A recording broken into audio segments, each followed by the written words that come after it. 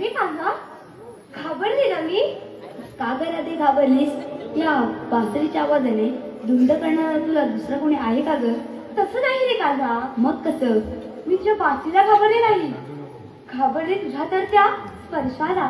अगं राधे, या भूतलावर माझ्याशिवाय तुला दुसरा कोणी स्पर्श करू शकतो का ग? नाही रे कान्हा.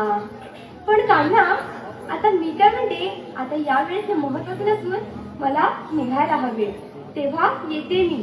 थांब ना ग वेडे, इतक्यात कुठे निघालीस? मग एक काय? गाणं घे ना ग. मला घरी जायला उशीर होते, येऊ दे. जा मग, कान्हा, एक गाणं घे ना मग.